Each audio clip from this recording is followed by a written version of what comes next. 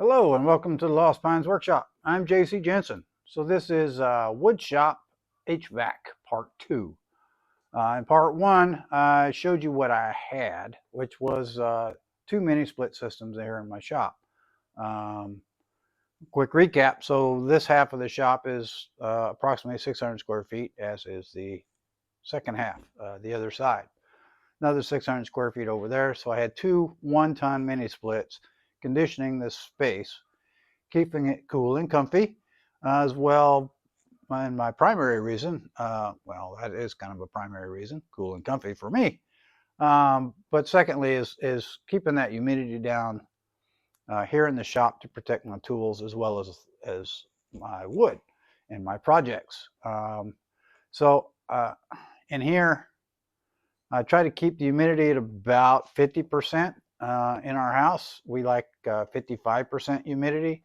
It's just right at the threshold of where static electricity buildup, walking on the carpet and whatnot. At 55% is really comfortable. 50, we tend to get a little static. Don't like that, and the dog doesn't like it when we pet her and shock her ears.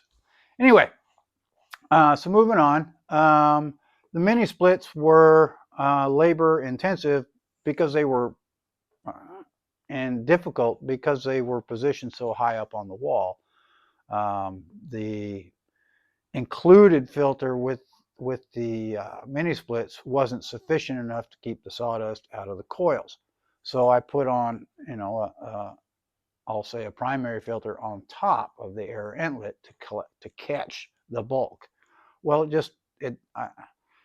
because of its location, that primary filter wasn't visible, and I didn't clean it often enough. So consequently, the coils got full of sawdust, which reduced the cooling capacity.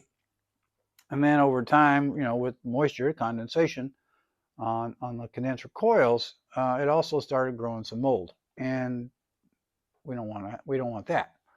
Okay, so I've removed those, and I've now replaced it with a traditional heat pump system, and I'll show you that here in a minute. So it's the same type of system that you would have in your house. Um, and I've added, a primary filter over the cold air return vents, because there's two on this one, um, just to try to mitigate getting those coils covered in sawdust. All right, so let's take a look at those. So again, if you'll remember, up here on the wall, the ceiling height on this side of the shop is 9 feet. And that's right where the air inlet was, up at 9 feet. So I had to break out the ladder, change that primary filter and clean the system. Real pain in the butt. All right, so what I have now done, this is the air handling unit, the inside unit of my AC system, suspended from my trusses, my roof trusses up there. And over here, on this end, this is the cold air return vents, just like you'd see in a house. So, and I've taken and just trimmed off this material, this white material, is actually what they call, I believe, backing, and it's used in quilting and upholstery. It's thin enough that it doesn't restrict the airflow, but it catches that first wave of sawdust that is abundant here in the shop.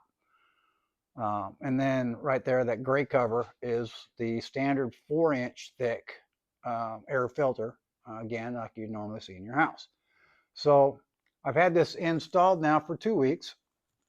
I've been taking down those primary filters, which are simply, I've tried magnets, but I'm just using a single strip of duct tape at the top to secure it in place. And on a, I'll say, daily basis, because I can see it. It's right there when it gets dirty. I can see it. I just jump up there on a step stool rather than a ladder, and peel that off, take it outside, blow it out, and stick it back on. And it's working really well. And then once a week, I'm taking that primary filter out, or the main filter. I pull it out of that cabinet, and I take it outside and blow it out as well. Just to, those are like $20 a piece. So to extend the life on them, just once a week. Today's Sunday.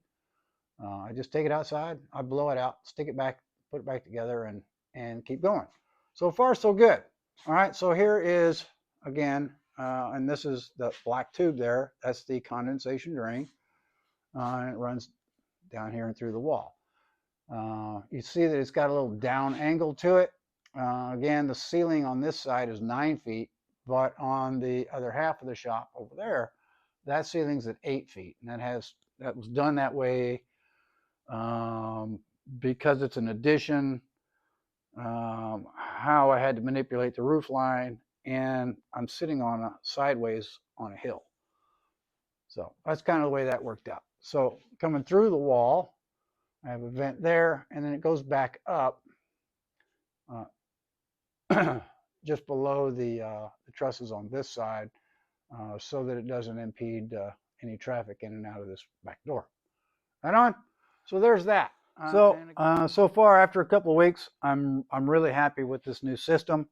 I like the fact that I can see that primary filter. I mean, it's right there.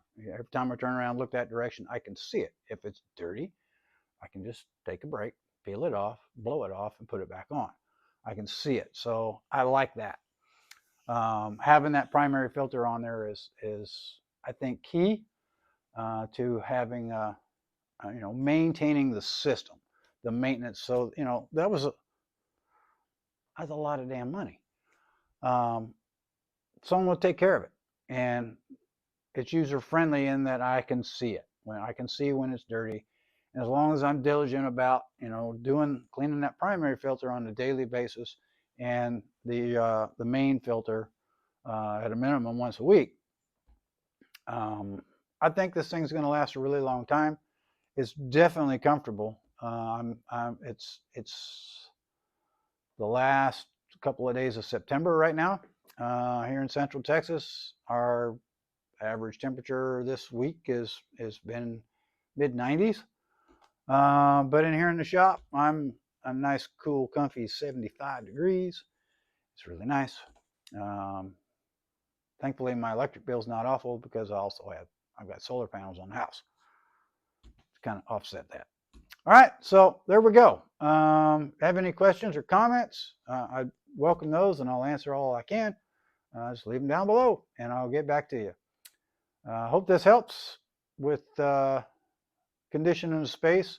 I will say, if you are considering the mini split, that is a good option, especially if you're working in a garage. It's a relatively small space, 600 square feet. A one-ton system may work for you, but I will tell you to locate that head unit a little lower so that you can easily clean and maintain those filters. On a mini split, you would definitely want to do that probably every day so that you don't have the problems that I did, because having that head unit removed, pressure washed, thoroughly cleaned and reinstalled, that's $1,000 every time. And I did it twice, and I finally said, I'm done. Okay, so again, thanks for joining me. If you like this video, please remember to hit that like button. It helps me help others, and share this information. Have a great day. We'll see you down the road.